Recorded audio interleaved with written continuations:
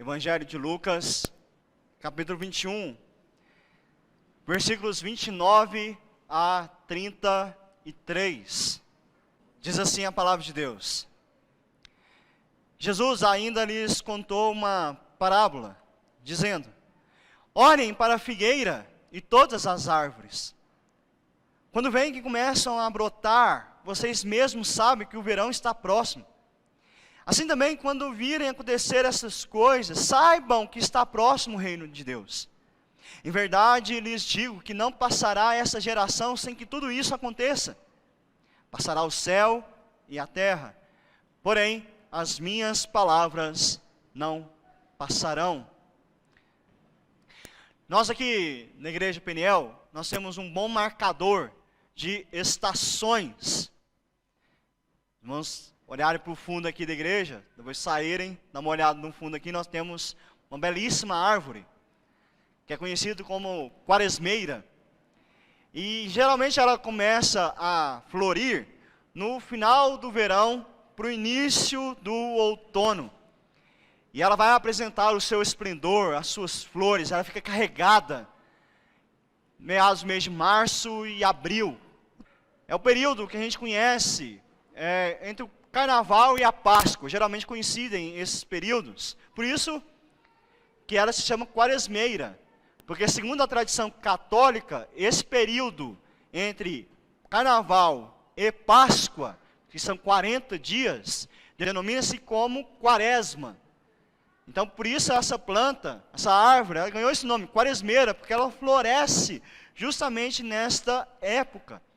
E quando nós estamos aqui, nós olhamos para essa árvore, contemplamos, registramos, os irmãos gostam, principalmente as irmãs, né? Gostam de tirar fotos diante dessa quaresmeira, admirando a criação de Deus que nós podemos ter neste lugar. Mas o florir da quaresmeira também indica uma coisa para nós, que estamos chegando no fim da estação das chuvas. Logo, logo a chuva começa a estiar e vem um grande período de seca que nos incomoda. Quando bate 100 dias sem chuva, já começa o desespero. Mas aí temos um outro marcador de tempo natural que Deus colocou para nós aqui no Cerrado. Lá para o mês de agosto, setembro, uma outra árvore começa a florir, que são os ipês. Nos chama muita atenção nessa época seca, o ipê floresce ali. E a gente entende, opa, o ipê floresceu, chegamos no máximo da seca, logo, logo, as chuvas vão voltar novamente. E isso se repete ano após ano. É só você observar. Nada que eu falei aqui pode ser que seja novidade para você, porque você já observou isso. Jesus faz a mesma coisa aqui. Ele chama os seus discípulos, os seus ouvintes, para olharem para as árvores. Porque as árvores fazem parte da rotina do ser humano. E ele convida os seus discípulos a olharem para as árvores. Porque assim como vocês olham para as árvores, vocês compreendem as estações, ou a estação que vocês estão, ou as estações estão se aproximando. A olharmos também para a ação de Deus, para o mover de Deus, para a palavra de Deus, nós também vamos entender o que está acontecendo. Nós vamos entender as estações de Deus, vamos dizer assim, ou melhor, nós vamos entender a chegada do reino de Deus. A pregação de Jesus, os discursos de Jesus, sempre caminharam para isso, para a chegada do reino de Deus. E agora, nesse texto aqui, Jesus está na cidade de Jerusalém, para a festa da Páscoa, na qual, por exemplo, ele instituiu a Santa Ceia. E a última semana de Cristo, antes da cruz, ele estava a caminho da cruz. As suas palavras, o seu mover, o seu caminhar, já estava em direção ao sacrifício. E quando Jesus chega na cidade de Jerusalém, lá no capítulo 19, ele olha para aquela cidade que o recebeu com glórias. Hosana, bendito aquele que vem em nome do Senhor. E fizeram uma festa para a chegada de Jesus ali. Mas quando ele olha para a cidade, ele chora por aquela cidade. Porque ele sabia que aquela adoração, ao entrar na cidade, era momentânea. As pessoas estavam fazendo aquilo por empolgação, porque elas não haviam entendido ainda a respeito do reino. E ele clama, ele ora, ele chora por aquela cidade. Ele diz lá, como eu queria ser uma galinha que acolhe seus pitinhos debaixo de suas asas, ó Jerusalém. Eu queria guardar vocês, mas vocês não me ouvirão. Porque ele sabia que naquele lugar ele seria rejeitado, ele seria ultrajado, ele seria morto. Então, com esse coração de misericórdia por aquela cidade, por aquele povo, Jesus começa a ensinar, a evangelizar as pessoas, principalmente no templo.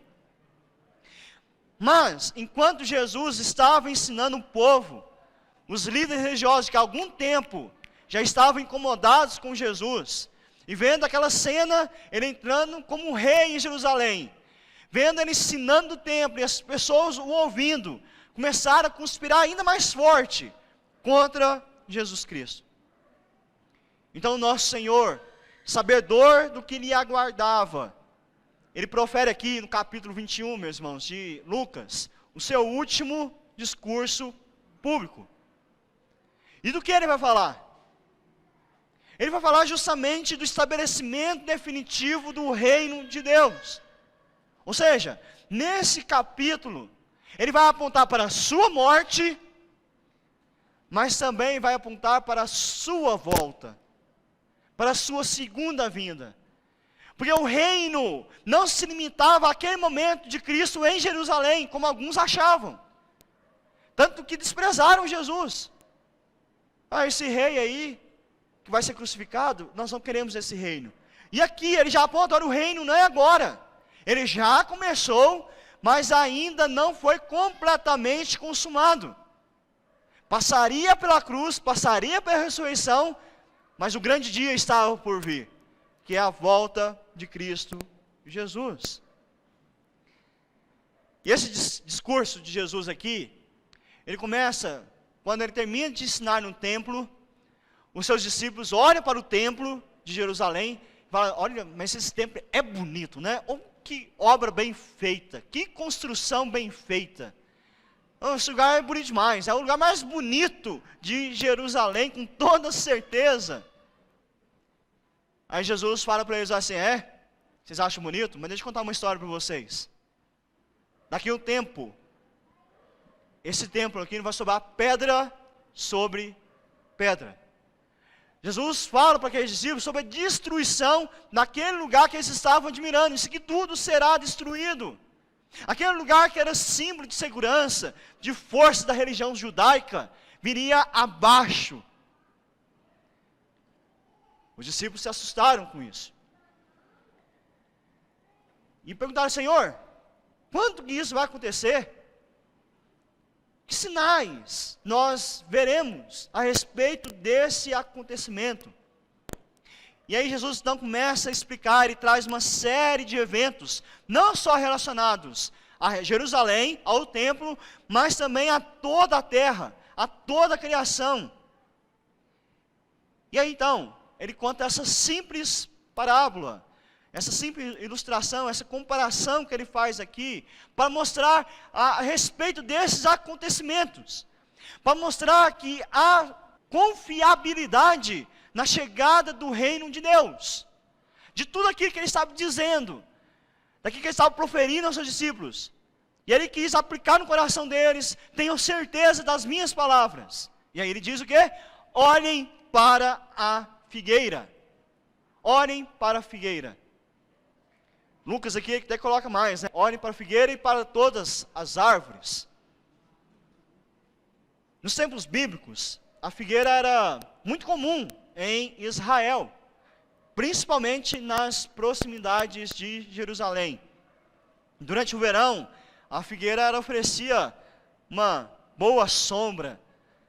No inverno, ela perdia as suas folhas e só voltava a tê-las na proximidade do verão seguinte. Possivelmente Jesus contou essa parábola durante a primeira semana de abril, quando as folhas começam a dar o seu primeiro sinal de vida. E ele diz, então, olhem para a figueira. O que ele diz a nós hoje, irmãos, que ele estava dizendo para os discípulos também, olhem para o reino que está sendo estabelecido, vejam o reino, olhem para o reino, confiem que o reino está estabelecido, confie que o reino está no tempo e na palavra de Cristo Jesus. As duas questões nós vamos ver aqui, que o reino está no devido tempo e o reino está na devida palavra de Cristo. Então, primeiro, ele mostra aqui que o reino está no devido tempo. Nós sabemos muito bem, irmãos, que os tempos, as estações, elas são confiáveis porque elas procedem do próprio Deus. Quando nós vemos um relato da criação, e logo depois também do dilúvio, Deus confirma isso ao homem. Lá em Gênesis 8, versículo 22, nos diz assim, enquanto durar a terra, não deixará de haver semeadura e colheita, frio e calor, verão e inverno, dia e noite. O tempo foi estabelecido pelo próprio Deus, e Ele mesmo administra e cuida do tempo. Jesus aqui, Ele convoca os seus ouvintes a perceberem o tempo, a perceberem as estações através da vegetação, por exemplo, em especial através da figueira. Versículo 29, Jesus ainda lhes contou uma parábola dizendo, olhem para a figueira e todas as árvores, quando veem que começa a brotar, vocês mesmos sabem que o verão está próximo. Como eu disse antes, a figueira é uma árvore importante em Israel, uma das mais antigas naquela terra, uma das mais importantes na terra da Palestina, juntamente com a oliveira e com a vinha, eram as árvores mais comuns naqueles dias. E a figueira é mencionada especialmente porque ela tem uma diferença de outras árvores da Palestina, pelo fato de ela perder as folhas no inverno. Quando você olha para a figueira no inverno, parece que ela está morta, parece que ela não tem vida nenhuma, dá vontade até de cortar e jogar fora. Mas as pessoas sabem que aquilo lá é temporário, que com o passar do tempo, os seus brotos começam a surgir novamente, já é o presságio do verão, o verão está chegando. Então a figueira, dessa maneira, ela simboliza algo que vive depois da morte, da aparente morte que você contempla, ela ainda tem vida. De certo modo, meus irmãos, olharmos para o reino de Deus, nos parece muitas vezes assim, olhamos e não vemos tanta vida, mas existe vida ali. Eles podiam estar olhando para Jesus naquele momento, olhariam para Jesus na cruz, cadê a vida? O reino está morto. Mas nós sabemos muito bem, que a cruz, ali começou a florescer o reino de Deus. E esse tempo aqui é a chegada do verão, um período de calor intenso, um tempo para colher frutos, um tempo de armazenar os grãos colhidos. Logo depois da seca da árvore, vem um tempo de bonança, um tempo de colheita, um tempo de frutos. Então as pessoas sabiam disso. Elas poderiam olhar por si mesmas essas evidências e serem lembradas do tempo que estava para chegar. Jesus então, ele está encorajando os seus discípulos a discernirem os sinais dos tempos, a olharem para o tempo, olharem para as circunstâncias. Versículo 31 ele diz, assim também, quando virem acontecer essas coisas, saibam que está próximo o reino de Deus. Que coisas? O que eles vão ver? Lá no versículo 20, diz assim, quando porém vocês virem Jerusalém sitiada de exércitos, saibam que está próxima a sua devassidão. Isso aqui faz parte do sermão escatológico de Jesus. Escatologia quer dizer as coisas dos últimos tempos. Mas pastor, Ele está falando aqui de Jerusalém. Sim. Mas o que aconteceria em Jerusalém era um prenúncio do que aconteceria no fim de todas as coisas. Porque todas essas coisas também se remetem ao que ele disse antes, a partir do versículo 7.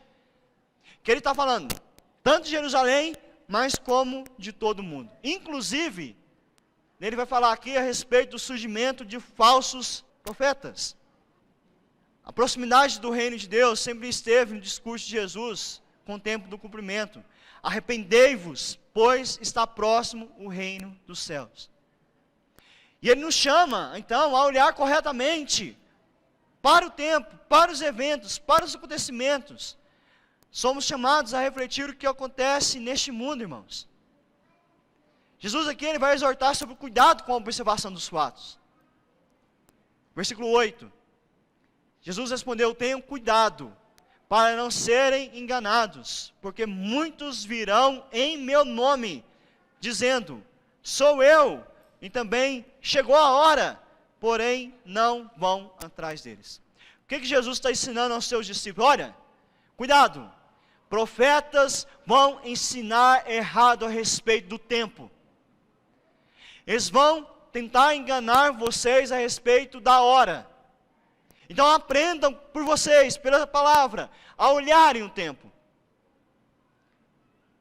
Para os irmãos terem uma ideia, no ano de 2000, em Uganda, 200 pessoas cometeram suicídio coletivo, porque o líder religioso daquela comunidade disse que o fim do mundo estava perto. Que Jesus estava para voltar rapidamente, a qualquer dia, no ano 2000. E aí haveria grande sofrimento, como Jesus descreve aqui, nós vamos ler daqui a pouco. Então a melhor maneira de fugir do sofrimento é o quê? Morrer. Vamos morrer juntos. E aí, fechou-se a porta da igreja e foi ateado fogo e todos morreram carbonizados. 200 pessoas.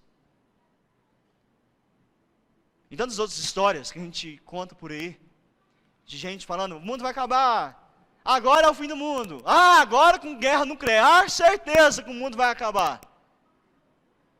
Cuidado, irmãos, é isso que Jesus está falando, cuidado, para não serem iludidos, enganados.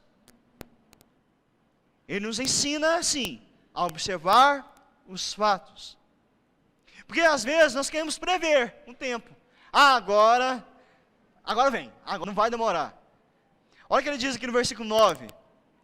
Quando vocês ouvirem falar de guerras, revoluções, não fiquem assustados, pois é necessário que primeiro aconteçam essas coisas, mas o fim não será logo. Então Jesus ele diz, nação se levantará contra nação e reino contra reino, haverá grandes terremotos, epidemias, e fome em vários lugares, coisas espantosas e também grandes sinais vindos dos céus. Irmãos, não é isso que nós vemos? Nós estamos saindo de uma pandemia, entrando num período de guerras. Mas não é a primeira vez na história. E não sei se será a última, não sei. Ninguém pode saber, ninguém pode afirmar isso. O problema é esse, afirmar que é agora que Jesus vai voltar. A ênfase de Jesus não é essa.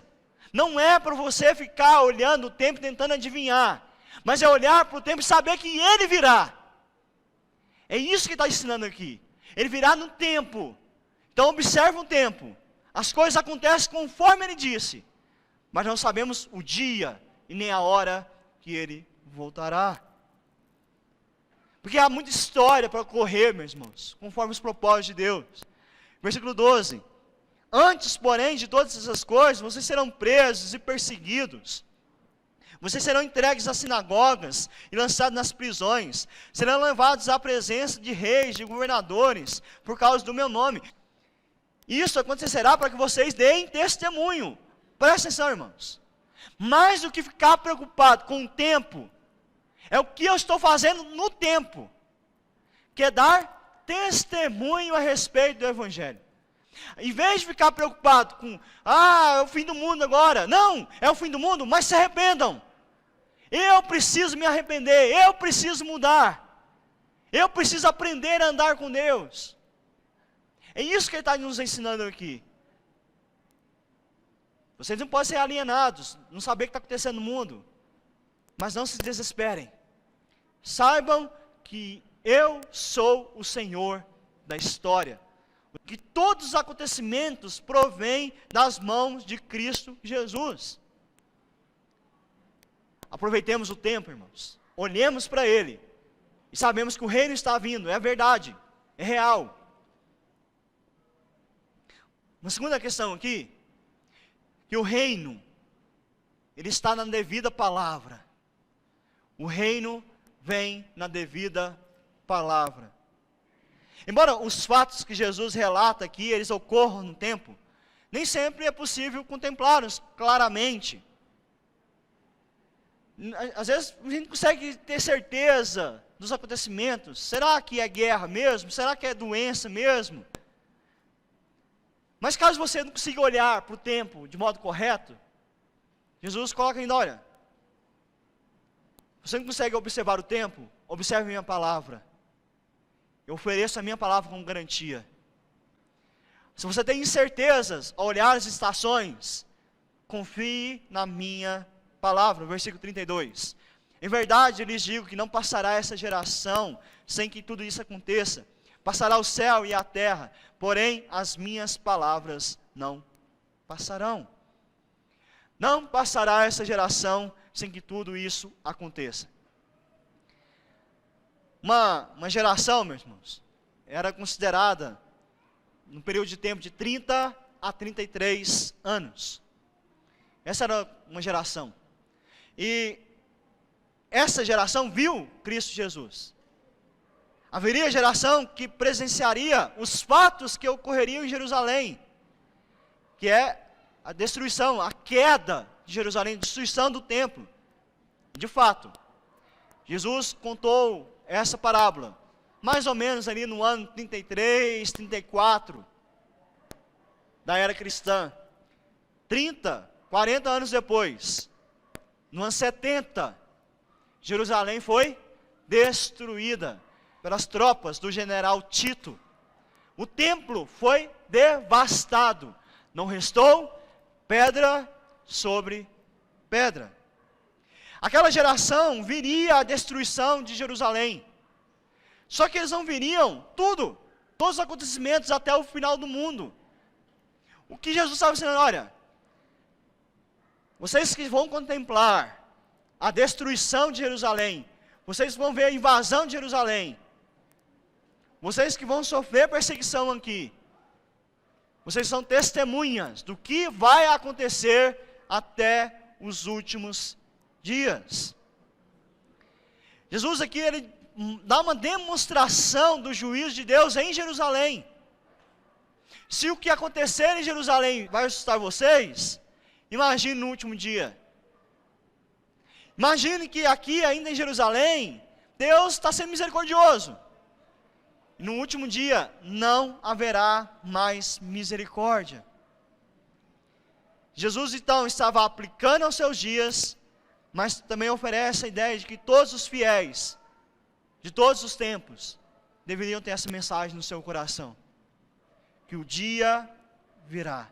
Que os crentes, através dos séculos, com perseverança, devem esperar o cumprimento das palavras, das profecias de Jesus, diz respeito ao final dos tempos. Assim como o templo ostentoso, glorioso, foi moído, a criação de Deus também será moída, será transformada. Não restará pedra sobre pedra neste mundo. Versículo 25 nos diz isso. Haverá sinais no sol, na lua e nas estrelas. Sobre a terra, angústia entre as nações em perplexidade, por causa do bramido do mar e das ondas.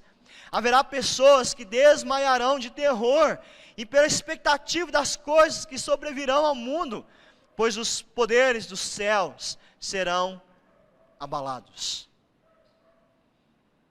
Vocês se assustaram com a destruição do templo? Deixa eu contar uma coisa para vocês.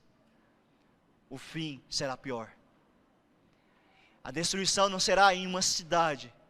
A devastação será no mundo todo. O juízo de Deus não será só sobre Jerusalém, será sobre todas as nações, sobre todos os povos, sobre toda a terra. Só que, irmãos, isso poderia trazer terror ao coração dos discípulos se parasse aqui. Se nós parássemos aqui, isso seria terror ao nosso coração. Nós sairíamos daqui morrendo de medo. Morrendo de medo do fim do mundo, dos acontecimentos que ainda estão por vir. Mas Jesus aqui, ele vai mostrar que todas essas coisas, todos estes eventos, têm um ponto principal, culminam na sua volta, no seu retorno, em poder e glória. Versículo 27. Então verão o Filho do Homem vindo numa nuvem com poder e grande glória. Ora, quando essas coisas começarem a acontecer, levante-se e fiquem de cabeça erguida, porque a redenção de vocês se aproxima. Porque a salvação de vocês será completa. Então, irmãos, para nós como cristãos que ouvimos a palavra de Jesus, pensar no fim do mundo não é desespero. Ouvir falar de guerras, ouvir falar de pandemias, para o nosso coração, não é o fim. Porque nós estamos guardados naquele que voltará. Quando eu digo guardados, não é que você não vai sofrer com a pandemia, e nós sofremos. Tantos crentes que morreram na pandemia. Não é que nós não vamos sofrer com a guerra. Tem crentes lá na Ucrânia. E não sabemos qual será o envolvimento do mundo nessa guerra. Crentes vão morrer por causa dessa guerra. Mas ainda assim, nós sabemos que este não é o fim. O fim é o retorno do nosso Salvador. E aí ele nos dá a garantia disso. Passará o céu e a terra, porém as minhas palavras não passarão. No original, no grego, aqui o que Jesus fala é assim, ó, certamente não, jamais passarão. Ele usa um duplo negativo. Não tem possibilidade nenhuma do que eu estou falando aqui não ser verdade. É a verdade. O que eu estou garantindo a vocês, vocês podem confiar com toda a convicção no coração de vocês. Que haverá sofrimento, haverá guerras, haverá. Jerusalém vai ser destruída, vai ser destruída. Mas eu vou voltar com poder e com glória. E não é a primeira vez que Jesus garante na sua própria palavra, na palavra do Senhor. Lá no capítulo 16 de Lucas, versículo 17, ele diz assim, é mais fácil passar o céu e a terra do que cair um tio sequer da lei. A palavra permanece. A palavra dele permanece. Mesmo aquilo que a gente considera, irmãos, as coisas mais estáveis neste mundo, o céu e a terra. Quando você vê um monte, aquele monte vai ficar ali, eu vou morrer, minha geração vai morrer, aquele monte vai estar ali. Quando você olha para o céu, você não imagina o céu caindo. Ninguém pensa assim, nossa, o céu vai cair hoje. Ninguém pensa, mesmo quando chove até, a gente até brinca, né? O céu está derramando, mas o céu está lá ainda. Mas está dizendo, ó, até isso vai passar, vai acabar, mas a minha palavra vai permanecer. Ela, a palavra do Senhor, é permanente de qualquer coisa nessa terra. É o que o Salmo 102, versículo 25 e 27 nos diz. Em tempos remotos, lançaste os fundamentos da terra, e os céus são obra das suas mãos. Eles perecerão, mas tu permaneces.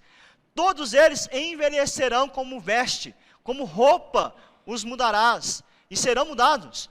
Tu, porém, é sempre o mesmo, e os teus anos jamais terão fim.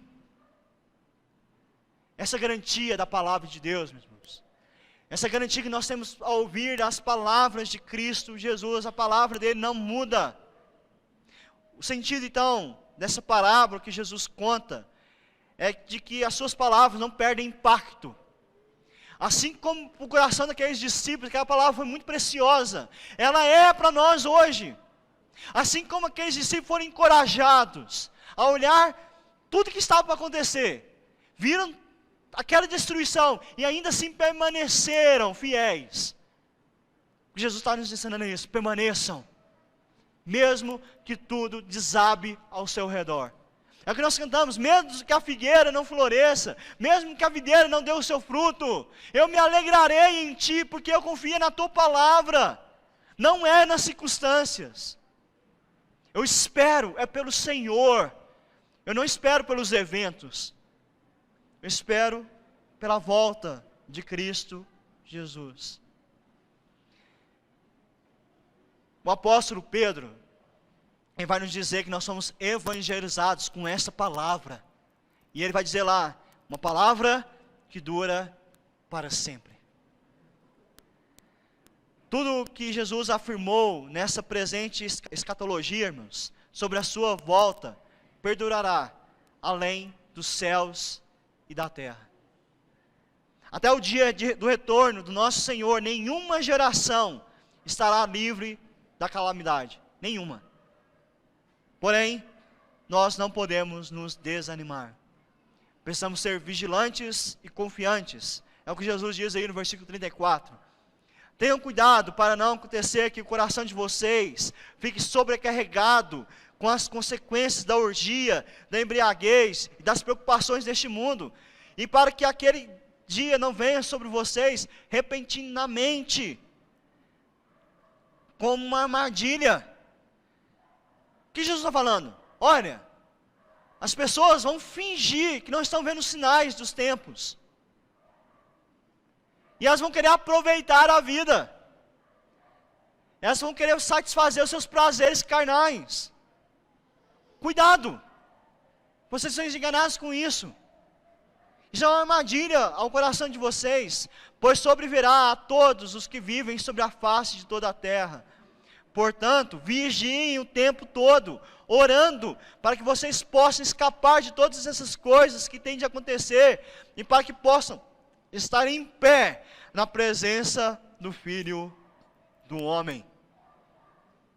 E no versículo 19 ele fala, é pela perseverança que vocês ganharão a sua alma. Vigiem, observem os acontecimentos e orem para a sua vida. Observem os acontecimentos e arrependam dos seus pecados. Cuidado, irmãos. Olhem, vejam o reino de Deus e tomem cuidado com a vida de vocês.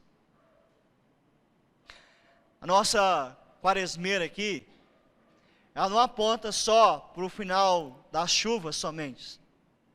Ela aponta para a renovação que haverá no próximo ano. Nós sabemos que o ano que vem, as chuvas, nem no ano que vem, no final do ano, as chuvas voltam, a quaresmeira vai estar bonita de novo. Ela traz um renovo ao nosso coração. Ela traz esperança.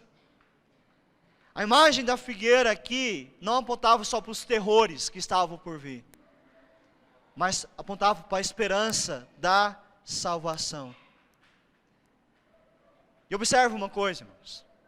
Essa esperança é certa, ela é única. A esperança na derradeira vinda do reino de Deus, de modo definitivo, trazendo a libertação da aflição do povo de Deus. A volta de Cristo é o ponto mais glorioso do fim do mundo. Pensar no final dos tempos não deve ser, então, mais uma vez, motivo de medo para nós. É motivo de alegria. Porque pensar nos fins dos tempos, você tem que pensar na cruz. E você tem que pensar na ressurreição. Porque quando você pensa na cruz de Cristo, nós somos lembrados das aflições deste mundo. do sofrimento desse mundo por causa do pecado. Ao pensarmos na ressurreição, nós somos lembrados que Ele venceu este mundo. Ele venceu as dores desse mundo. Pensar no fim do mundo é pensar que depois deste anúncio, de fato, Jesus morreu e ressuscitou, foi elevado aos céus, de onde Ele reina, de onde Ele intercede por nós, de onde Ele virá para julgar os vivos e os mortos. Nós aguardamos este dia. Observe que a palavra dele é a palavra do próprio Deus, porque Ele é o próprio Deus. É Ele que nos garante, irmãos, essas coisas. Não sou eu que estou garantindo, não é você que garante para as pessoas. É o próprio Deus. E presta atenção. Quem não estiver com Cristo, esses acontecimentos são terríveis, é para ter medo. Mas não medo por causa dos acontecimentos. É para ter medo, porque esses acontecimentos apontam para o sofrimento eterno no inferno, longe de Cristo. Aqueles que não têm Cristo como seu Senhor e Salvador, guerras, pandemia não é nada, é fichinha do que está para acontecer com essas pessoas. Agora, quem estiver com Cristo, quem entregar a sua vida a Ele, quem reconhecê-lo como Senhor e Salvador, tão somente Ele, da sua vida, passará por esses sofrimentos, passará por essas lutas aqui na terra, pandemias, guerras, mas haverá alegria eterna, onde não haverá mais lágrimas nem choro. É promessa dele para nossas vidas. Duas aplicações aqui. Qual resposta nós daremos às pessoas que nos perguntam sobre o final dos tempos? Talvez alguém já perguntou, será que é o final do tempo? Certeza que você já ouviu isso.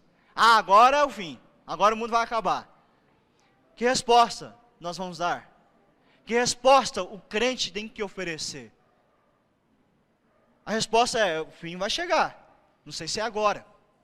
Não sei. Ninguém sabe se é agora. Mas ele vai chegar. Deus está nos avisando. Vai chegar. As trombetas estão ecoando há gerações. O fim vai chegar. Só que é preciso se arrepender. E não só admirar e constatar os eventos. É preciso arrependimento. O irmão esses dias estava conversando isso comigo. Que teve uma vizinha dele, eles conversando lá, e falou, olha, agora é o fim do mundo. Agora vai acabar. E ele falou para essa vizinha, olha, por isso que a gente tem que se arrepender dos nossos pecados. A mulher mudou de assunto na hora. Não, mas vamos falar de outra coisa. As pessoas querem até falar do fim do mundo, acho interessante isso. Mas não entendem a consequência do final do mundo. Cabe a nós, irmãos, apontarmos o que significa de fato o final do mundo. Segunda aplicação, precisamos confiar mais nas palavras de Jesus. Eu vi muitos crentes com medo da pandemia. Tem crente até hoje, está com medo. Estou vendo muitos crentes também com medo da guerra. Medo da guerra nuclear. Ah, será que o Putin é o anticristo? É o homem da iniquidade? Mas fala isso com medo. Com medo. Eu sei que gera temor em nossos corações, meus irmãos. Nós sabemos sobre os acontecimentos, o que pode chegar até nós. Mas a palavra de Deus diz que quando nós ouvimos más notícias, o nosso coração não deve se atemorizar. Nós sabemos que essas coisas têm de acontecer. Tem de acontecer. Quando se iniciou a pandemia, no ano de 2019 para 2020, né? 2020, março de 2020, que veio o caos. Na época ninguém imaginava o que estava para acontecer. Quando você andou na cidade, e a cidade vazia, você falou, não é possível. Mas nós estamos aqui hoje, não estamos? Logo passamos pela pandemia. Todas as guerras mundiais já foram realizadas. Passamos. As coisas vão acontecer como devem acontecer. Não fique com medo, confie na palavra de Cristo Jesus. Que Ele diz que o mundo vai passar, mas a palavra dele não. Por isso, creia na palavra, leia a palavra. Para os irmãos terem uma ideia, teve uma época que os crentes, né, entre aspas, não conheciam a palavra de Deus. Alguns, né? Que muito crente acreditava no seguinte dito: de 1000 passarás, de 2000 não passarás. Quantos crentes vocês já ouviram falar isso? Nos anos 2000. Não, 2000 não passa, a Bíblia fala. A Bíblia não fala isso. Por quê? Porque não conheciam a palavra. Por isso ficam com medo. Por isso ficam apavorados. Porque não conhecem a palavra. Ouça a palavra, preste atenção na exposição da palavra. Porque é ela que vai dar segurança ao seu coração.